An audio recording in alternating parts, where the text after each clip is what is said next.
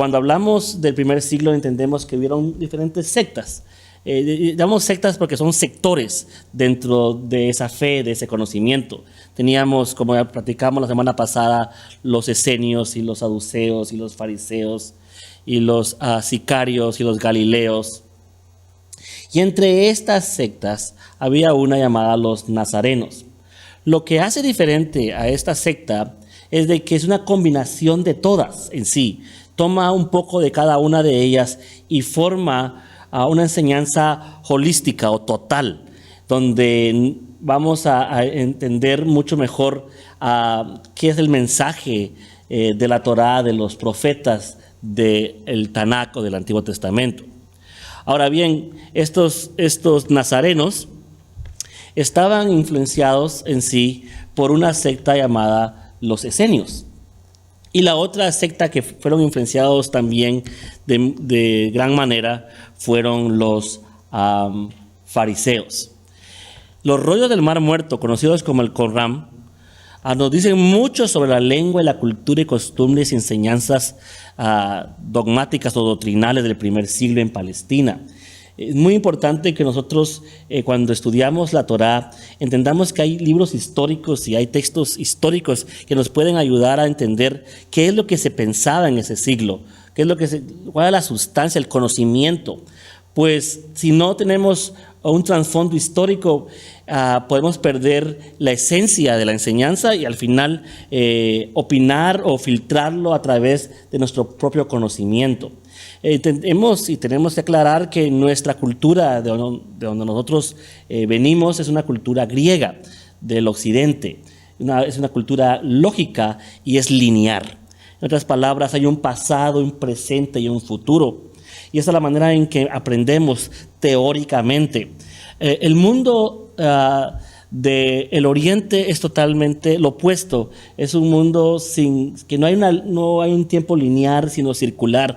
No hay un principio, no hay un fin, sino que todo es constante, todo está en el mismo lugar. En otras palabras, mi pasado y mi futuro están presentes ahorita mismo acá y están siendo formados increíblemente por lo que sucedió y lo que va a suceder, pero todo está atado a ese presente.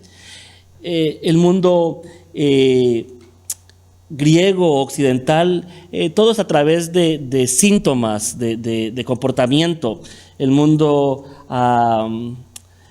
del este es un mundo de causas, de sustancias, de esencias, tanto de que cuando hablamos de medicina, el mundo del este siempre habla de energía y habla de la luz que hay en cada uno de nosotros. El mundo occidental se va más a lo físico, a lo que ve. Teniendo esa idea, cuando leemos la Torá, es importante entender que los libros del Brit Hadashah, o conocidos como el Nuevo Testamento, fueron escritos en dos lenguas principales y quizás en una parte griega. Tenemos, claro, el hebreo, que fue escrito para que pudieran leerlo en las sinagogas. En el primer siglo en Israel, nada en las sinagogas se leía si no era en hebreo. Tanto de que encontraron en 1967 una sinagoga que no daba hacia el este, como todas las sinagogas del primer siglo, hacia sus puertas hacia el este, sino que daba hacia el Gólgota, que daba hacia el lugar donde Yeshua murió y fue clavado. Porque se dieron cuenta que esta sinagoga era una sinagoga nazarena. Y en el lugar donde ponían los rollos, estaban los rollos de la Torá, los 5 libros de Moshe, y estaban los rollos del Matitillahu y del libro de Hechos. Pero para poder ser leídos ahí, tenían que ser escritos en hebreo, no pudieron ser escritos en ninguna otra lengua. Ahora, pues, diríamos qué importante es que lo hayan hecho en hebreo, inglés o en chino. Y realmente no importa la lengua por lengua, sino que es el espíritu o el pensamiento que trae una cultura y que lo va a definir, lo va a exponer a través de la lengua de que fueron ellos nativa, en este caso el hebreo. Eso es lo importante, que el pensamiento de la Torá es un pensamiento hebreo, que está en el oriente. En otras palabras, es un pensamiento totalmente diferente al nuestro. Eso es muy importante al aprender raíces hebreas, porque no podemos llegar con los filtros de nosotros, tenemos que llegar a través de los filtros que ellos tenían. Pero para entender sus filtros necesitamos saber su cultura y su lengua, sus costumbres, increíblemente sus miedos, sus angustias, sus complejos, sus ideas. Porque todo eso va a formar qué es lo que ellos escribieron en el primer siglo. No tenemos mucho sobre esto, tanto de que el único libro que existe en el primer siglo, del año quizás 20 o 30 al año 70, que tenemos como historia, es el libro de Hechos. Tanto de que muchos judíos hoy en día leen el libro de Hechos, no porque creen que Yeshua sea el Mesías, sino porque les puede decir un poco de cómo era el templo en ese tiempo.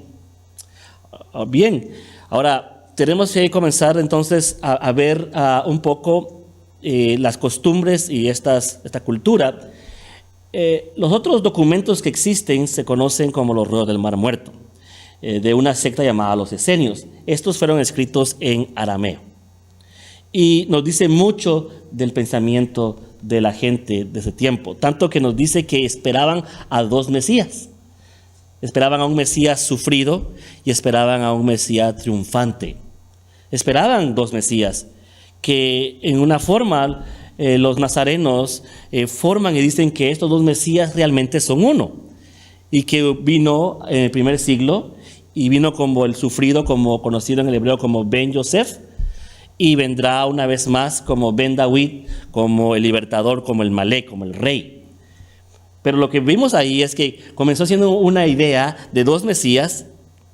Quiere decir que el judaísmo del primer siglo y anterior ya tenía la idea que eran dos Mesías, o por lo menos dos funciones. No como el judaísmo de hoy en día, que piensa que solo vendrá como libertador. Porque hay un pasaje dentro de la Torá y dentro de su cultura misma de ellos, que vendría alguien a sufrir. Esto nos da una idea de dónde salen las cosas. Sería ilógico, y creo que sería muy de niño, pensar que las cosas salen porque salen y que a alguien le fue revelado algo en un instante. Lo que vemos es una evolución de pensamiento. Por ejemplo, el conocimiento hacia el Eterno ha ido evolucionando dentro de los hebreos. Tanto que al principio su evolución comenzó dentro de que Yahweh, o que el Eterno, uno era, en lo que conocemos el monoteísmo. Pero ya para el primer siglo habían evolucionado de ese sentir de monoteísmo. Y de vez de decir que era uno, se evolucionó a decir que lo era todo. Hay una gran diferencia en uno y todo. Pero esta es la evolución hebrea. Y es importante que entendamos nosotros de que en nuestro conocimiento va a haber una evolución. No podemos quedarnos como estábamos hace 20 años atrás. Bueno, sí podemos, pero no deberíamos hacerlo, sino que deberíamos ir mejorando a través de los documentos, a través del estudio y de la misma inspiración del Espíritu de Yahweh, que también juega un gran papel en nuestras vidas. Pero una vez más, tiene que haber esa evolución. Estos son raíces hebreas. Raíces hebreas es la herramienta de poder evolucionar en un lugar seguro, en un lugar directo, y no doblar del lado izquierdo al lado derecho, sino que poder estar en una rectitud. Estos rollos del Mar Muerto son muy importantes. Yo recomiendo de que podamos conseguir estos textos y leerlos, y usted encontrará muchas frases, muchas ideas de nuestra enseñanza hoy en día, de lo que usted cree, que 150 años antes de Yeshua ya se estaba hablando. Por ejemplo, uno quizás de los mitos es que el judío siempre pensó de que se salvaría a través de sus códigos, de sus leyes, o a través de sus obras. Sin embargo, los esenios 150 años hablan de que nadie se puede salvar por sus obras, sino bajo la misericordia. Ese es un eco que vamos a oír más adelante del Sheliach, o el apóstol Pablo, Saúl, cuando él dice que no es por obras para que nadie se gloríe.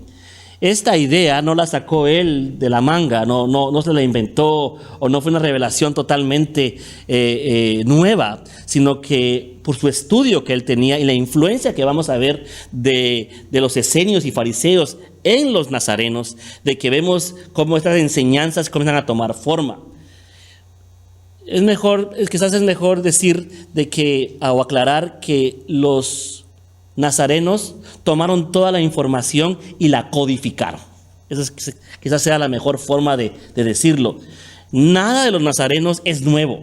Bueno, quizás lo único nuevo es que habían nombrado a Yeshua como Mashiach, como Mesías. Eso es lo único nuevo en sí, pero su carácter, cómo debería ser, cómo debería comportarse, cómo debería vivir, todas estas cosas ya estaban puestas mucho antes que los nazarenos aparecieran o que Yeshua mismo estuviera en esta tierra.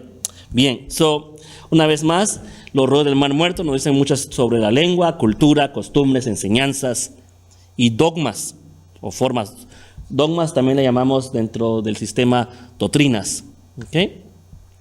La lengua de los rollos del Mar Muerto es en arameo. Hay unas partes en hebreo, pero es en arameo. Muy importante porque no solamente, porque el arameo es importante, porque la lengua es común, es de la gente común, es como la gente se expresaba fuera de las sinagogas o fuera de las yashivas o de las casas de luz. Y si póngase a pensar usted en una sinagoga, en una iglesia, en un lugar, habla y expresa muy diferente que lo hace en la calle. En la calle usted realmente es quien es. En un lugar como una comunidad, en una iglesia, usa las palabras, usa el formato que le han dado. Entonces ya está influenciado y filtrado en sí lo que va a decir y cómo lo va a decir. Pero en la calle usted realmente es quien es. Esta lengua aramea exactamente nos dice cómo la gente expresaba cuando venía a estos sujetos de religión, de enseñanza sobre el Mesías.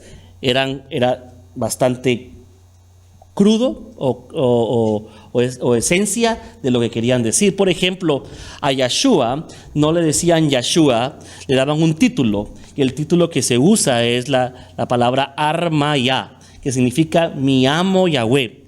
Ahora, solo en el arameo encontramos ese título, donde ellos le llamaban mi amo Yahweh, dándonos claramente de que ellos miraban a Yeshua no solo como hombre, sino como el mismo creador. Ahora, en el hebreo no lo vemos así. El hebreo no permite algo así, porque en las dogmas y en la forma de lenguaje dentro de las comunidades o sinagogas no íbamos a ver ese título, sino que lo llamarían por lo que el hebreo lo llama el hijo de Yahweh.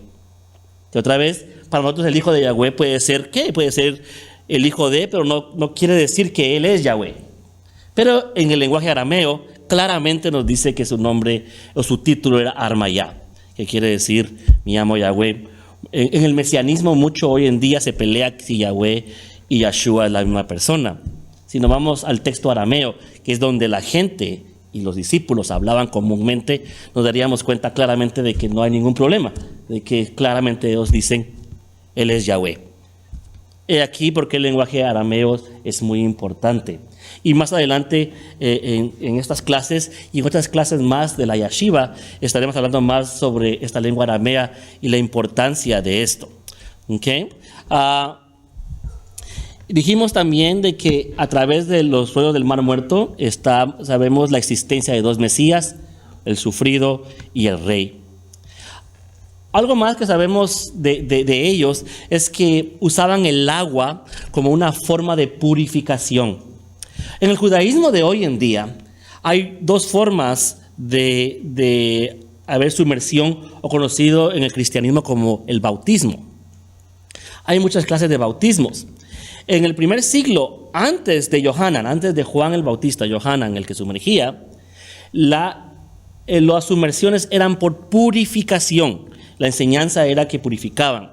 No solo limpiaban el cuerpo físicamente, sino que su energía del agua daba y podía mantener a la persona de su nefesh, que es parte de su carne, que también es parte del alma, fuera limpiada. Eso hay dos formas en el hebreo para decir esto. Una es mikveh. Y mikveh es usado hoy en día como una pila. Y en sí la palabra mikveh tiene que ver con la pila, no con sumersión, sino con donde se va a sumergir la persona. Pero lo usan el mikveh para la purificación de la menstruación de la mujer. Cuando la mujer termina su menstruación, debe sumergirse y limpiarse a través de estos ritos de sumersión de agua para estar lista para poder tener relaciones sexuales una vez más con su esposo. Esto es lo que ya en el primer siglo había. Otra forma de mikveh es que habían unos cántaros bastante grandes donde la persona se metía totalmente desnuda y abría todas sus manos, sus pies, todas partes de su cuerpo para que el agua entrara. Se metía con los ojos abiertos para que tuviera limpieza total. Eso también es una parte o una forma de mikveh. Lo hacían una vez más porque se habían tocado un muerto, habían tocado algo inmundo, una vez más para purificación. Los esenios, que son los que escribieron en sí los rollos del Mar Muerto, se sumergían para purificaciones 3 veces al día. Ahora, eso como cultura dentro del Medio Oriente no se oye, pues la mayoría en el Medio Oriente no se bañaba quizás diariamente, más estos esenios usaban el agua como una forma de limpieza. Y claro, lo vemos dentro de la Torá, dentro de la instrucción, que el agua limpia, y cuando hablamos del Espíritu de Yahweh, le llamamos como ríos de agua viva. Entonces quiere decir que el agua era un símbolo del Ruach HaKodesh para poder limpiarnos. Ahora, limpiarnos no fuera tanto de pecados, sino de contaminaciones. En el libro de Yohanan, o conocido como Juan, y podemos ir todos ahí, vemos esta parte. Una vez más, cuando uno lee sin tener un trasfondo histórico, uno lee, mas no sabe lo que está sucediendo. Pero en Yohanan o Juan 2:6 nos dice: y había ahí 6 tinajas de piedra, puestas para ser usadas en el rito de la purificación de los judíos. Quiere decir que esta purificación es conocida como mikveh. Ahora, cuando Yohanan entró en el escenario como el profeta del Tanakh, todavía Yohanan no es un profeta del Nuevo Testamento o del Brit Hadasha.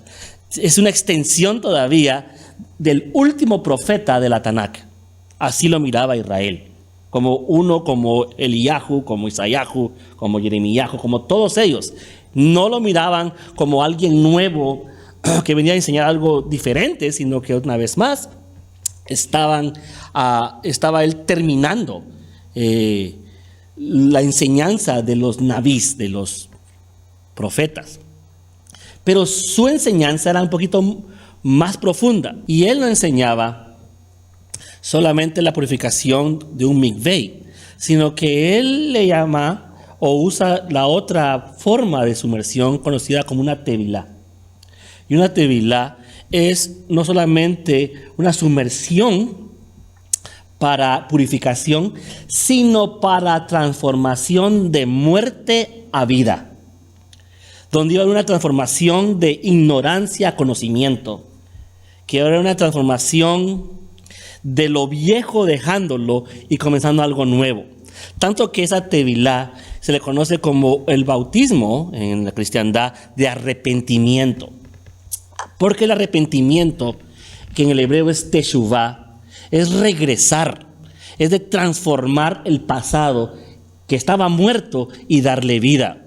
Esa idea la trae Yohanan y la trae de los esenios. Los esenios hablaban y enseñaban de que las cosas viejas deberían pasar y nuevas deberían volver a comenzar. Tanto que Shaul Katán usa el mismo mensaje cuando dice: las cosas viejas ya pasaron, he aquí todas son hechas nuevas. Ese mensaje es a través de la sumersión. Entonces vemos que los esenios tienen esa influencia dentro del mensaje. Por Yohanan, muchos no sabemos o entendemos que Yohanan era 6 meses más grande que Yeshua, y cuando hubo y mataron a estos niños por Herodes, también Johanan tuvo que salir de donde estaba. Tanto de que hay una leyenda en uno de los libros antiguos del segundo tercer siglo, llamado el Protoevangelio de Santiago. En ese libro habla de que su madre de Johanan no sabía qué hacer con el niño y corrió a las montañas. Y que las montañas le hablaron y se abrieron las montañas y pidieron al niño. Y que ella les dio el niño y que nunca más lo volvió a ver. Ahora suena como una mitología o como algo así como un cuento, pero es poesía. Y lo que pasa es que los esenios tenían una tradición que cualquier persona que llevara a un niño a su grupo varón no lo podían rechazar, sino que lo aceptaban en la secta. Y lo que pudo haber pasado es que cuando ella corrió y huyó de los romanos que estaban matando a los muchachos, fue y quizás se lo entregó a uno de ese grupo. Tanto que vemos que él está en el desierto, enseña en el desierto, y es igual que los esenios hacían. Y muchas de sus ideas de Johanan tienen que ver con los esenios. En Juan 2:6 nos da también hay un trasfondo de estas tinajas, que era para purificación, donde se lavaban las manos y se lavaban los pies antes de una fiesta. Ahora, lo que Yeshua hace en esa fiesta, hace lo que une las dos, une el mikveh y une el tevilá, porque transforma el agua que está contaminada y la transforma en algo nuevo y las transforma en vino. ¿Sí? La transformación es lo que debe suceder en la vida de nosotros. Nos purificamos a través de la Torá, pero es a través de la sangre de Yeshua que venimos a cambiar de vida, que venimos a ser transformados. Y esa transportación o esa transformación lo hacemos ritualmente a través del agua. Importante, ellos, la forma en que sumergían, nadie tocaba al que se sumergía. El que se sumergía lo hacía solo. El que lo miraba era el testigo que estaba viendo si el hombre o mujer se estaba sumergiendo totalmente. Quiere decir que Johanan no era el que bautizaba, en el sentido de que él era el que los metía, sino que era el testigo que podía decir delante de los hombres como profeta que él había hecho este rito. Muy importante, mucho más adelante, por el sistema griego, vemos el cambio del bautismo a algo diferente, donde la gente se le toca, se le sumerge, y en otros casos a los niños y se les bautiza, pero es otra vez ya una enseñanza distorsionada, donde ya no hubo raíz y se volvió otra cosa, aunque al final su raíz sigue siendo estas sumersiones de purificación o de arrepentimiento o de cambio de vida. Muy bien. En otras partes también vemos en Lucas 9:46, y lo podemos leer. Lucas, conocido también en el hebreo como Gilel. Muchas personas piensan que el libro de Lucas o Lucas mismo era griego. No, sino que él era hijo de un judío que era helenista, que se había convertido en sí a la idea helenista, pero no que él era griego por sangre. Muy bien. En el 9:46 dice así: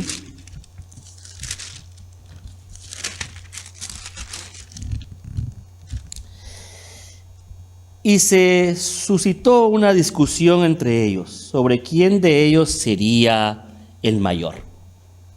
Cuando leemos una historia como esta, que Yeshua está con sus discípulos y que ellos discuten quién es mayor entre ellos, en nuestra idea suena como alguien o personas orgullosas, personas que andan buscando el poder, personas que no entienden que el único que debe estar de cabeza es Yeshua, porque no entendemos la cultura de ellos. Mas, sin embargo, lo que vemos es una de las ritos de los esenios. Los esenios, cuando usted entraba, era parte de ellos en su grupo, en su secta, les daban un número a uno. Y ese número, por ejemplo, en un grupo de esenios habían 300 de ellos. Y si usted era el número 297, lo que sucedía es que todos los demás antes de usted deberían hablar y tener ellos la autoridad de hablar y de expresarse. Y cuando le tocaba a usted su número, o su posición, o su rango, entonces podía hablar. Esto es lo que los discípulos estaban discutiendo, era quién va a tener la habilidad de hablar y cuándo.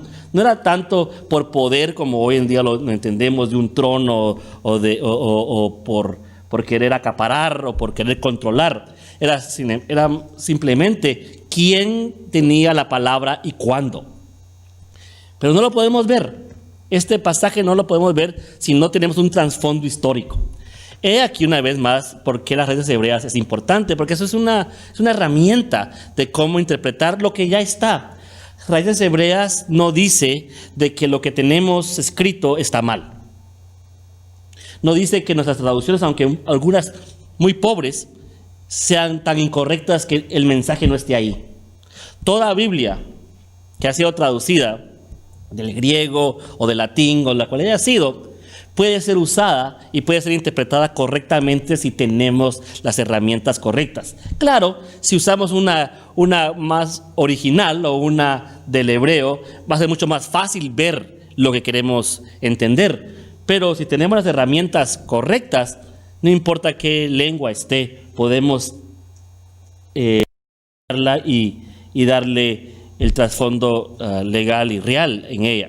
Porque una vez más, la lengua es importante porque es el pensamiento que va atrás de la lengua lo que lo hace a la lengua. Entonces, por favor, no quiero que pensemos que tenemos que, si no sabemos hebreo, nunca vamos a poder aprender la Torá. Esto es ilógico. No quiere decir que si no sé hebreo, nunca voy a poder estudiar los textos antiguos de la Torá o de otros libros como el Zohar o como el Bajir, otros libros. No digo esto. Lo que es importante es de que tengamos el pensamiento de esa lengua, de cómo está hecha, de cultura. Porque hoy en día hay judíos que hablan hebreo y no entienden la Torá. Porque la Torá es un pensamiento.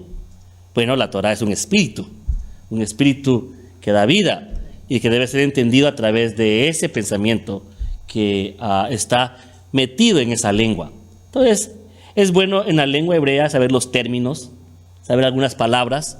Y si usted está interesado en aprender y leer hebreo, mucho mejor, para tener un mejor entendimiento. Pero no es como decir, sin la lengua hebrea no puedo estudiar Torá. Porque ese es uno de los ecos que oímos nosotros hoy en día. Nos están forzando a que sepamos hebreo, nos están forzando a que seamos judíos. Y no es nada de esto. La herramienta es universal. La herramienta puede usarla cualquier persona que tenga el entendimiento de cómo usarla. Bien. También lo vemos este pasaje de Lucas 9:46 en el 22:24. Una vez más, ¿quién es el más grande? Pero no es grande de posición por poder, sino de cómo van a poder ellos formar y actuar en su comunidad. Ahora, cuando hablamos de los esenios, muchos dicen, bueno, sí, podemos ver la similitud y los esenios nunca fueron vistos dentro de la cristiandad como una secta mala, tanto que los vemos como personas muy pías, muy justas. No tenemos ningún problema con ellos, y muchos cristianos que oyen este mensaje sobre los esenios, les agrada oír que tenemos parte de ellos. Mas, sin embargo, hay otro grupo que nunca ha sido visto bien, que cuando hablamos de ellos pensamos en víboras y pensamos en sepulcros blanqueados y pensamos en hipocresía y pensamos en legalismos, y estos son los fariseos. Estos fariseos, vamos a ver, tienen mucho más dentro de la enseñanza de los nazarenos, la enseñanza de Yeshua mismo, que cualquier otra secta. En otras palabras, el fundamento en sí de los nazarenos son los fariseos, con un cambio, con un toque especial de los esenios. Pero antes de entrar en ellos, veamos unas frases y pensamientos similares de los nazarenos, que más adelante conocido como los cristianos, y los esenios y los fariseos, frases y pensamientos similares. Por ejemplo, hay una frase en Juan 3:21 que dice: a quien que hace la verdad. Eso lo encontramos en los Rollos del Mar Muerto, en el manual de Dix, que le llamamos 3:21. Es la misma frase: a quien que hace la verdad. Y usted lo puede encontrar en Yohanan 3:21. Otra frase que se usa mucho en los Rollos del Mar Muerto, y lo usamos mucho en el Brit Hadashah, y lo usa mucho la Torá y en sí Yeshua y ellos, las obras de Yahweh. Lo encontramos en Juan 6:28, y también lo encontramos en los manuscritos de los códigos del DISC 4:4. Uno más que usan ellos, los esenios usan esta frase mucho dentro de sus códigos, de estos rollos, es el ángel de Satanás. Y lo encontramos en 2 de Corintios 12:7. Ahora, importante, porque no encontramos en sí, en la Torá, en ninguna parte, el ángel de Satanás. No hay un trasfondo histórico del judaísmo anterior encontrar esa frase ángel de Satanás. Encontramos Satanás, pero no unidos ese Malak Satanás. No lo encontramos. Pero los esenios, 150 años antes de Yeshua, mencionaban a este ser y le llamaban el Malak HaSatán. Y Shaul Catán lo saca de ahí, y en 2 de Corintios 12:7 viene y pone esa frase, dando a entender que su influencia también venía porque ya había leído estos rollos del Mar Muerto. Recuerde que los rollos del Mar Muerto, una de sus grandes obras es en sí el Apocalipsis, cómo las cosas van a terminar, los hijos de luz contra los hijos de las tinieblas. Encontramos mucho de eso en los rollos del Mar Muerto, y lo encontramos mucho en el Brit Hadashah. Encontramos esa pelea entre el bien y el mal. Algo que en el primer siglo no se oía ya mucho, porque Hillel y Shammai y todos los rabinos farisaicos no hablaban de esta manera. Ellos hablaban de que todo era bueno y que el mal no existía ya, que el mal dejaría de existir el momento en que el bien tomara control de todo, porque Yahweh no era uno, sino que era todo. Pero vemos que revive un poco la idea de esta guerra entre el bien y el mal. Pero este avivamiento lo hacen los esenios, y los nazarenos lo toman como parte de su enseñanza, y hoy en día nosotros tenemos esa idea de esa guerra que tenemos entre el bien y el mal. Aunque en el mundo ya elevado de los nazarenos también tienen la idea de que todo al final es para bien, porque el mismo Shaul Catán dice: todo es para bien para aquellos que aman a Yahweh. Pero también habla de la guerra entre el bien y el mal, la carne y el espíritu. Nos damos cuenta de la unión de estas cosas.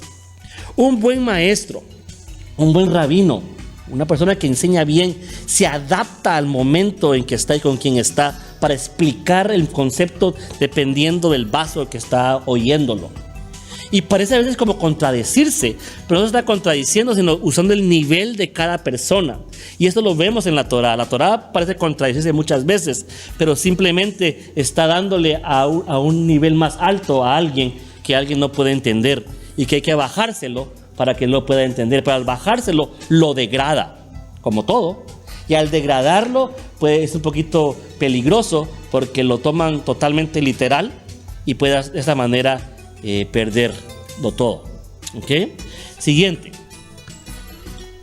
2 de Corintios 6:14 también habla de lo mismo de lo que estamos hablando aquí ahorita. La luz de la vida es otra frase que se usa mucho en los rollos del Mar Muerto. Lo encontramos en Juan 8:12 y también lo encontramos en los manuscritos del DISC 3:7. Aquel que camina de noche. Eso nos recuerda a Yeshua cuando está hablando sobre Lázaro, aquel que camina de noche. Está en Yohanan 8:12, Yohanan 12:35, y encontramos esas frases otra vez más en los manuscritos del DISC 3:21. Una muy importante que Yeshua lo menciona, que no lo mencionaron los fariseos ni otra secta, era hijos de luz. Esa frase lo encontramos en Lucas 16:8, Efesios 5:8, Primera de Tesalonicenses 5:5, y todas estas frases se encuentran en el manuscrito también del DISC 19224 1KM. Otro ejemplo es esta idea de aguas vivas. Lo encontramos en Yohanan 4:10. La comunidad de Qumran aplicaba una enseñanza llamada aguas vivas, a sacar agua del pozo, salvación y vida eterna. Lo encontramos en Números 21:18, del manual también de un midrash de Yeshua de su tiempo. Él habla mucho del pozo. ¿Se acuerdan cuando la samaritana habla del pozo? Dame de beber. Claro, tenía sed en lo literal, pero le estaba dando una frase de un profeta.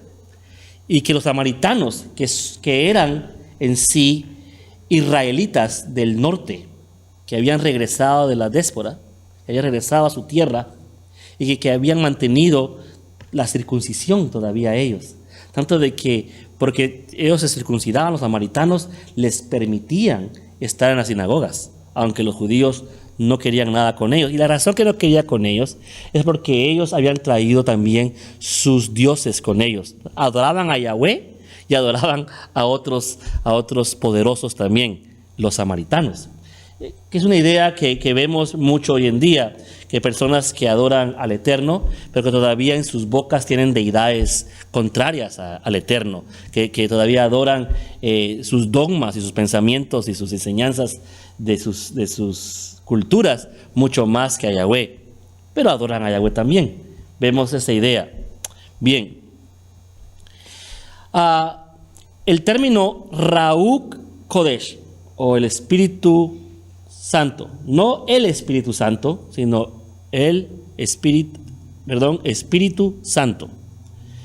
Esto es muy importante. En el Tanakh sale 2 veces, pero en los rollos del Corán, múltiple como el Brit Hadasha, salen muchas veces Espíritu Santo. Quiere decir que en el Antiguo Testamento, en el Tanakh, 2 veces sale. En el Brit Hadasha, Nuevo Testamento, salen muchas veces. Y en el Corán salen muchas veces. Pero entendemos que el Corán o los Reyes del Mar Muerto fueron antes una gran influencia en cómo manifestamos o definimos el poder de Yahweh a través del Espíritu Kadosh o el Espíritu Santo. Muy bien. Y una vez más se usaba este espíritu o este poder para purificación.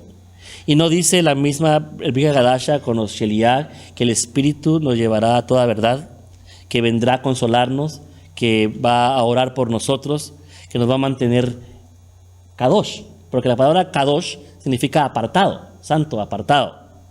¿Ok? Hay un libro dentro del Corán o un rollo llamado el libro de los 7 sellos.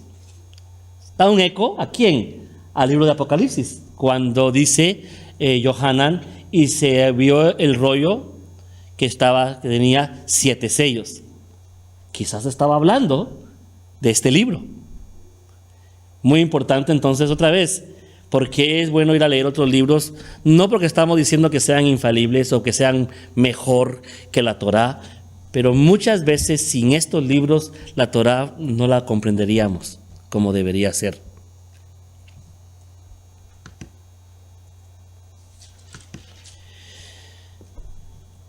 Con toda esta influencia esenia, Yeshua no era esenio. Por muchas razones. Yeshua no vivía en el desierto. Yeshua convivía con toda la gente. Esto lo hacía muy opuesto a los esenios. Los esenios en sí eran muy apartados y solo permitían a las personas que eran parte de su comunidad. Eran súper estrictos o ultra ortodoxos, mucho más legalistas, por decir una palabra, que los mismos fariseos.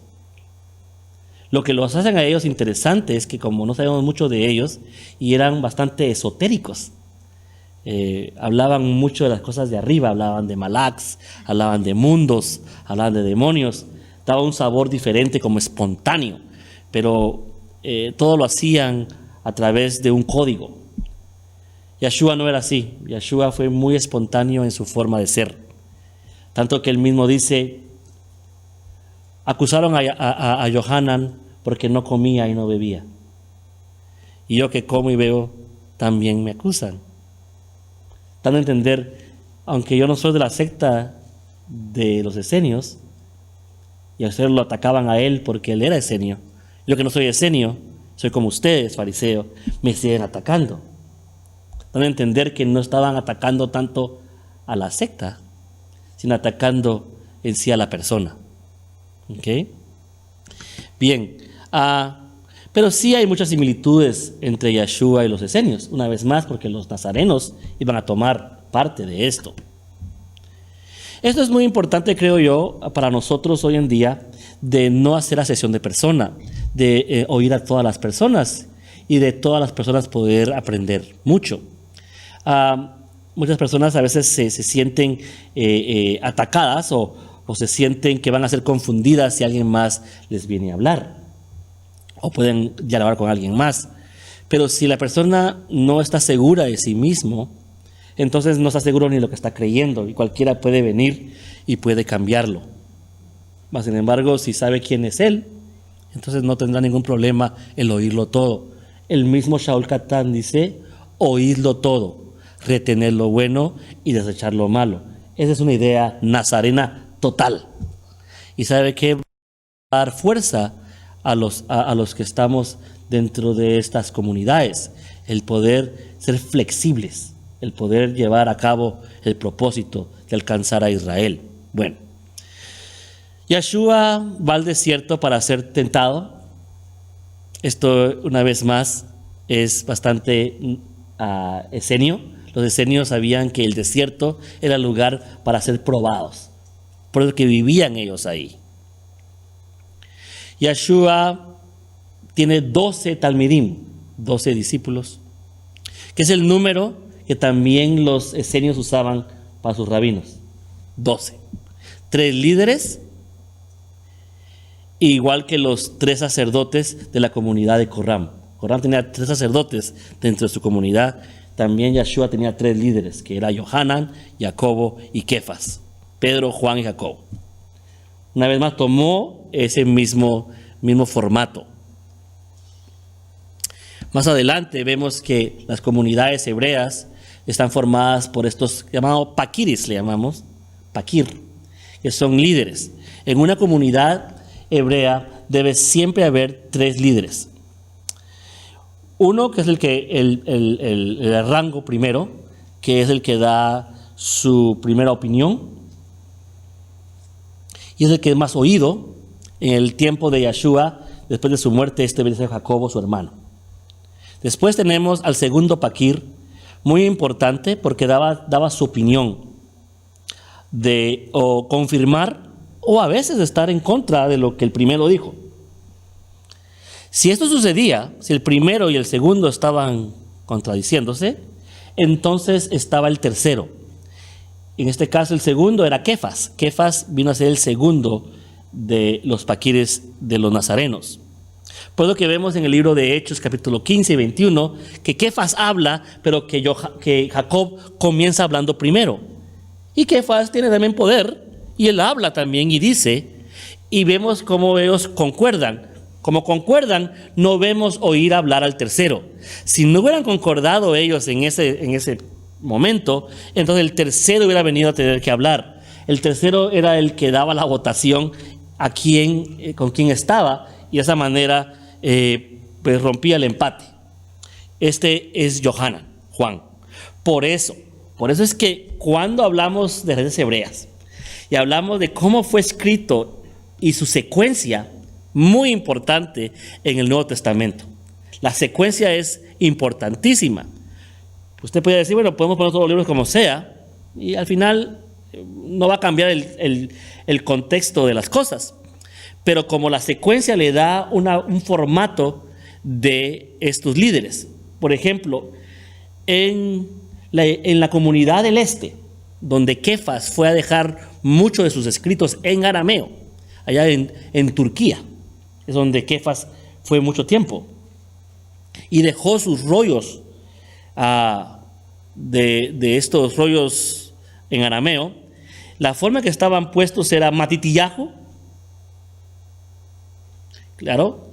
Más adelante vamos a incluir a los demás Besorá o los evangelios, Hechos, y después de Hechos viene la carta de Jacob. ¿Por qué? Porque es el primero líder dentro de la comunidad. Después de Jacob tenemos a las cartas de Kefas. ¿Por qué? Porque es el segundo. Y tercero tenemos a Yohanan, sus 3 cartas, y tenemos, claro, el libro de Revelaciones. Y ahí hubiera terminado el asunto. Esto era la comunidad. Claro que usted está pensando en Shaul Catán. Shaul Catán viene de otro lado. Y sus libros y cartas son incluidas, pero al final. Entonces vemos Romanos y vemos Corintios y estas cosas, estas cartas y libros al final. Si quitamos los libros de Shaul Catán al principio y leemos solamente la de estos 3 paquires, no tendríamos tanta confusión que tenemos hoy en día dentro de nuestras iglesias o comunidades. Porque al entender la enseñanza pura, entonces podemos entender el nivel alto y profundo de Pablo.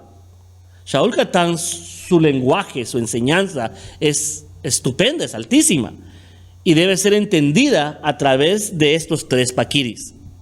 Tanto que lo vemos allá en Hechos 15, de que él llega y se somete, hablando de Pablo, se somete a los discípulos, se somete a los apóstoles que están en Jerusalén. Esa es la forma en que debería ser llevada. Mas, sin embargo, para el 4º siglo, las cartas de Pablo llegaron a ser las primeras, y en algunas Biblias quitaron Jacobo, y claro, Judas y todos los demás apóstoles o Sheliach son quitados o puestos atrás.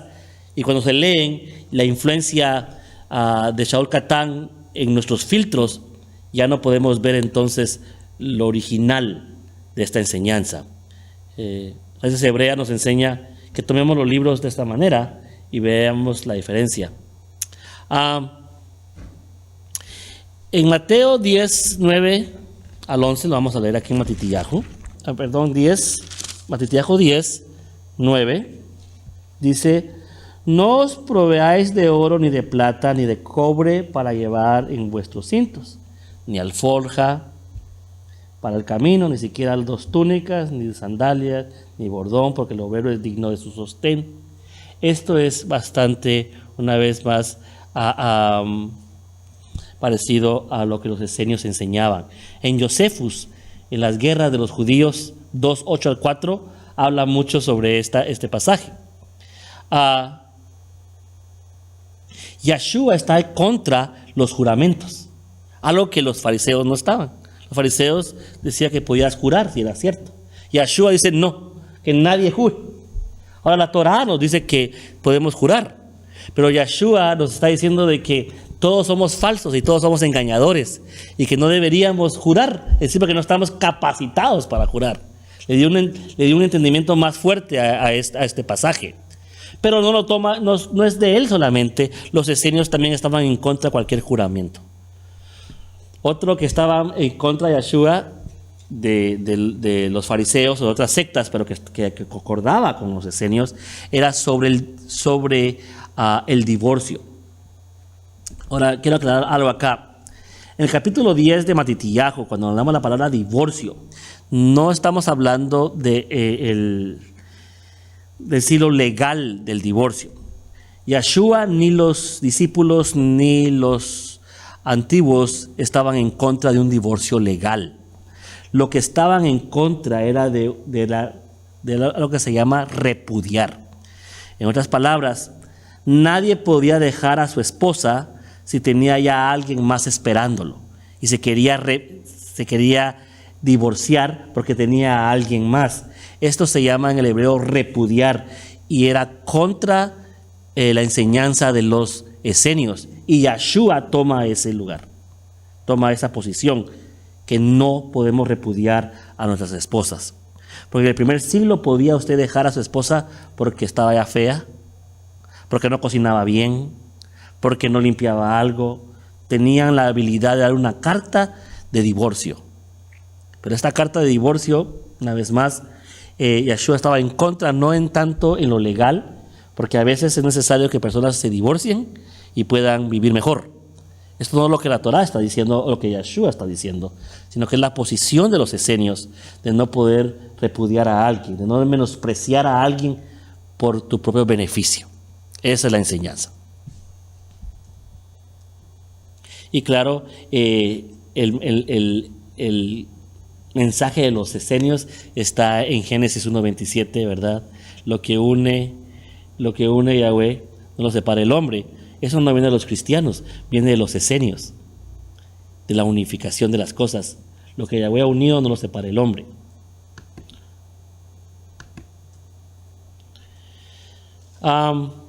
También vemos esto llamado taxes para el templo. Lo vemos en Mateo, veámoslo, Mateo 17.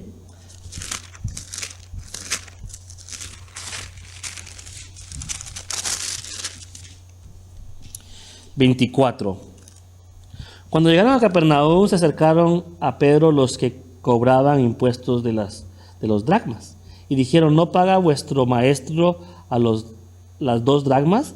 Y él dijo: sí. Y cuando él llegó a casa, Yeshua le anticipó diciendo: ¿qué te parece, Simón, de quienes cobran tributos o impuestos, los reyes de la tierra, de sus hijos o de los extraños? Y cuando respondió de los extraños, Yeshua le dijo: entonces los hijos están exentos. Sin embargo, para que no los escandalicemos, ve al mar, echa el anzuelo y toma el primer pez que salga, y cuando le abras la boca hallarás un estater, tómalo y dáselo por ti y por mí. Yeshua estaba en contra de los taxes del templo, pero como buen nazareno no le gustaba escandalizar. Le dijo: ¿sabes qué? Tú y yo sabemos que esto está mal, pero para mantener esto bien, anda y hazlo. Eso es lo nazareno. Eso es lo primero es esenio. Los esenios no daban taxes al templo.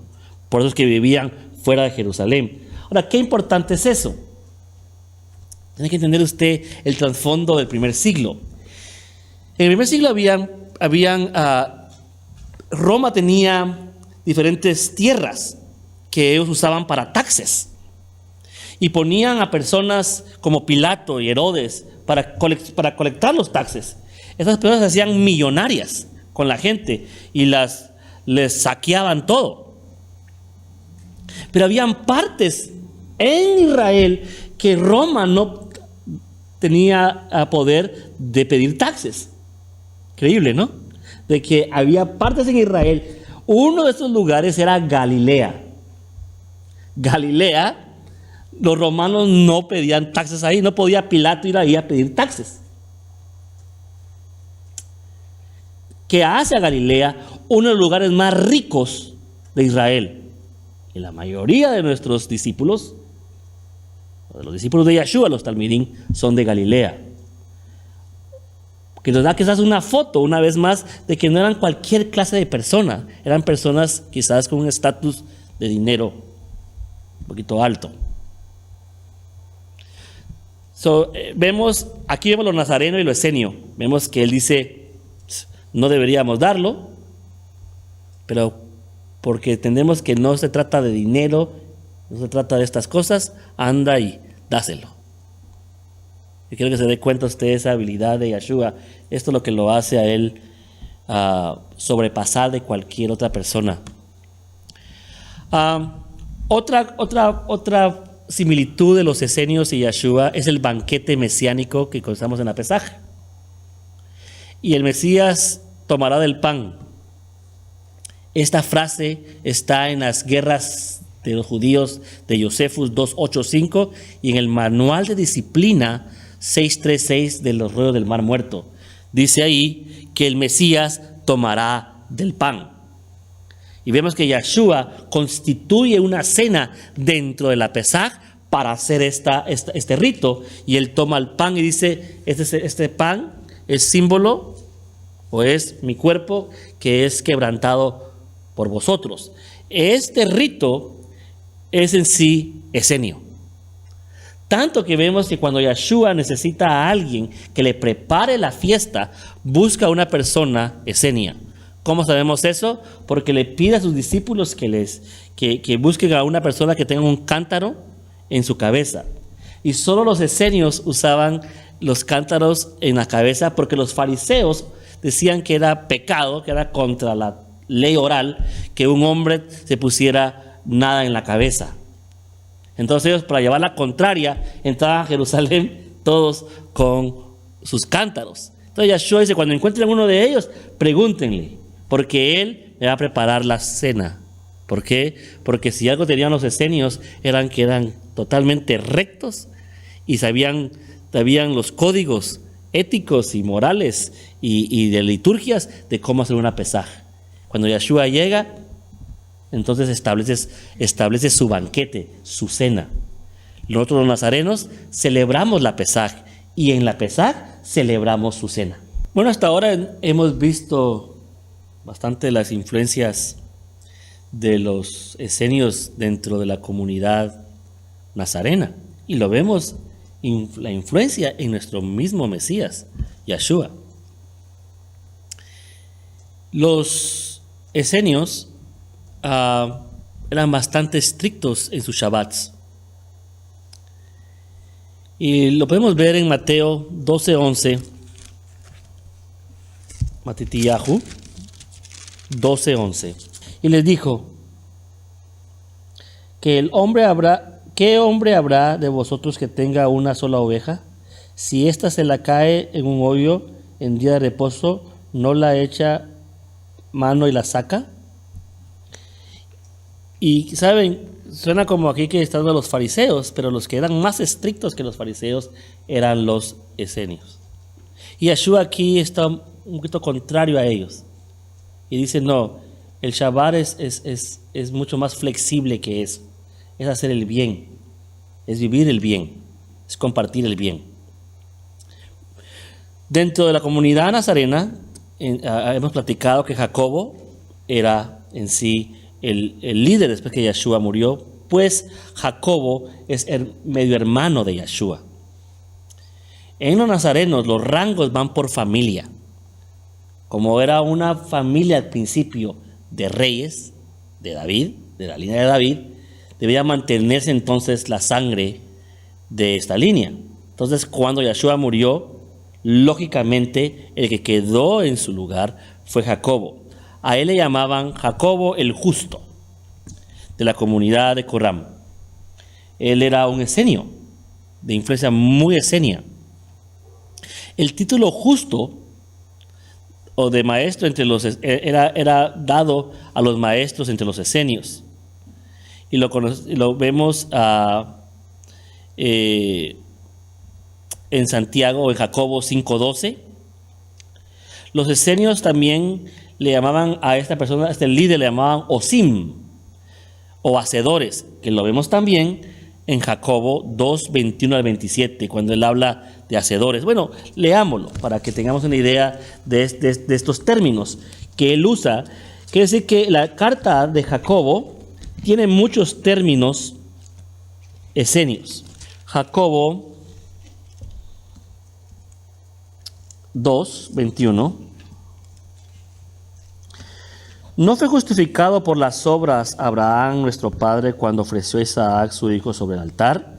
Ya ves que la fe actuaba juntamente con sus obras, y como resultado de las obras la fe fue perfeccionada. Y se cumplió la escritura y dice, Abraham creyó y Elohim le fue contado por justicia y fue llamado amigo de Elohim. Vosotros veis que el hombre es justificado por las obras y no solo por la fe. Y de la misma manera, ¿no fue la ramera Rahab también justificada por las obras cuando recibió los mensajeros y los envió por otro camino? Porque así como el cuerpo sin el espíritu está muerto, así también la fe sin las obras es muerta. al 26. Entonces, una vez más, esa palabra de hacedores es una idea de los esenios o osim, hacedores de la Torá, que también lo vemos en Santiago, Jacobo 3, del 1 al 12. No solo Jacobo tenía influencia esenia, sino el mismo Shaul Catán, aunque era fariseo de fariseos, tuvo mucha influencia. ¿Dónde pudo obtener esa influencia él? Cuando estuvo 3 años en el desierto. Cuando comenzó su ministerio, él estuvo 3 años en el desierto y pudo haberse encontrado con esta secta y haber tenido algún roce con ellos. La conversión de Damasco y el nuevo pacto de Damasco es muy parecido a la idea de los esenios. Los esenios hablaban de un pacto renovado, un pacto nuevo, cambiar de vida, entrar muerto y salir vivo. Esa es la idea de Shaul Catán. Eso es lo que es el Nuevo Testamento. El Nuevo Testamento no es un Nuevo Testamento, es un pacto renovado. Es un pacto que mejora, que lo aclara al primero. La enseñanza de usando la palabra misterios es totalmente esenia. Los esenios usaban mucho esto. Claro, el término de luz y tinieblas que hemos hablado, 2 Corintios 6:14, Romanos 3:12, una vez más, son términos no farisaicos. Son términos esenios. La alegoría de los nazarenos siendo el templo y los esenios de igual manera. En otras palabras, Shaul Catán dice que el verdadero templo, imagínense, en el primer siglo no había edificio más importante, más puro, más más elevado que el templo. Y aquí tenemos a Shaul Catán diciendo, ¿saben qué? El verdadero templo somos nosotros. Y suena como algo nuevo, suena como algo radical. Mas, sin embargo, los esenios, 150 años, dijeron, el templo que está en Jerusalén no es el verdadero templo. Los sacerdotes que están ahí no son los verdaderos sacerdotes. Nosotros, nuestros cuerpos, son el templo del Espíritu de Yahweh. Una vez más vemos la influencia esenia en otro discípulo de Yeshua, en otro Sheliach, otro apóstol. Trabajos de la luz y trabajos de las tinieblas, una vez más, idea esenia, Efesios 4:17 y Efesios 5:14. El término vasos de barro terminó, una vez más, los ríos del mar muerto, 2 Corintios 4:7. La palabra herederos de los Kadosh, heredero de los santos, en Colosenses 1:12, es otro término de los esenios.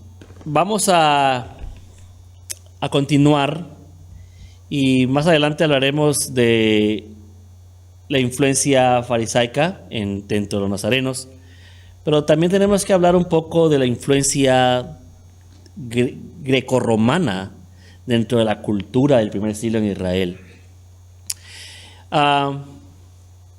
Primeramente, se le conoce como el helenismo griego. ¿Qué es eso? Bueno, es primeramente la idea de globalización, es de tener un mercado, una cultura, una sola lengua, una sola moneda de las cosas. Bueno, hoy en día vemos mucho esto, lo vemos dentro del continente europeo, lo estamos viendo dentro de aquí en Norteamérica, esta parte de globalización. Los griegos creían de que la forma de mantener cosas era cambiarle la cultura a donde ellos llegaban. A quien ellos conquistaban no era de matarlos, sino de enseñarles a vivir en una cultura griega, un helenismo. Parte de esa globalización, la forma en que influenciaban y enseñaban, era a través de la filosofía, el deporte, la política, la música, la religión y la arquitectura. Todas estas cosas eran la influencia de este helenismo grecorromano. Y lo vemos dentro de Israel. Había ya muchas personas con filosofías, tanto que mismo Shaul Catán dice, le llama filosofías vanas, palabrerías vanas, le llama Shaul Catán en una de sus cartas, por la influencia grecorromana dentro ya de la cultura hebrea. El deporte lo vemos también, tanto de que los mismos jóvenes judíos que querían participar, de ir a ver estos eventos, tenían que ir desnudos, algo que era muy contrario a la cultura hebrea, donde ellos no se exponían su desnudez a nadie. Y claro, cuando se desnudaban estaba la distinción de que ellos estaban circuncidados, contrario a los griegos. Y tanto era la influencia de los griegos y de esta fuerza, de que trataban de sacarse carne de otra parte de su cuerpo para tratar de pegarse otra vez el prepucio. Y había muchas infecciones y muchas muertes por esta influencia. La música, claro, y la religión y la arquitectura, una vez más, una nueva cultura. Las raíces hebreas no se meten en decir que la música de hoy en día, o que el deporte, o que la política, o la arquitectura es algo diabólico, es algo contrario.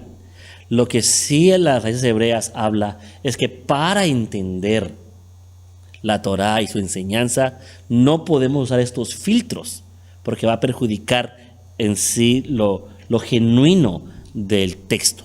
Al contrario de esa cultura que era esa filosofía, ese deporte, esa política, esa música, esa arquitectura, religión, la meta del judaísmo era totalmente diferente. El judaísmo se llevaba en la vida a través de pactos. Pactos de amistad, pactos de heredad, pactos de matrimonio, pactos de sangre. Todo era a través de estas relaciones entre sus comunidades. El trabajo era honesto. La educación religiosa de los hijos era importantísima. El trabajo era honesto, es decir, que el trabajar era lo correcto. Algo que no vemos muchas veces en la cultura griega. Para un hebreo el trabajar es un privilegio y es una honestidad de vida. Debe trabajar toda su vida. No existe esto de retirarse, sino que siempre trabajar, aunque no sea por dinero, sino por honestidad, por ser partícipes de la comunidad. La educación religiosa de los hijos, importantísimo. Desde el día que nacen, el día que son presentados a los 8 días, el corte de su pelo, sus bar o bat mitzvahs, su casamiento y el funeral. Todas estas cosas son parte de la educación religiosa. En cada una de ellas, sus fiestas tienen que ver con la enseñanza. El estudio diario de la Torá. Diario. El desarrollo de una vida privada. Muy importante. El ser privado. El siempre entender que tu casa es un oasis y que no debe ser expuesto a nada ni a nadie. Que es dentro. Privada. Familiar, social en santidad. Siempre, eso no quiere decir que no puedes invitar a nadie a tu casa, al contrario, es necesario invitar, el participar, pero en una santidad. En otras palabras, no habían borracheras, no había alcohol y estas cosas, porque quita la privacidad. Si iban a tomar, era la familia solamente. Si era el esposo, se tomaba aquí o allá, qué sé yo, era en privado, no expuesto, porque cuando las personas tienden a reunirse y a tomar, dicen cosas, hacen cosas que al final pueden perjudicar a la misma familia que invitó a todos. Ellos eran, cuando viene a esa cultura judía del primer siglo, eso era muy importante, esa familia social en santidad y en justicia.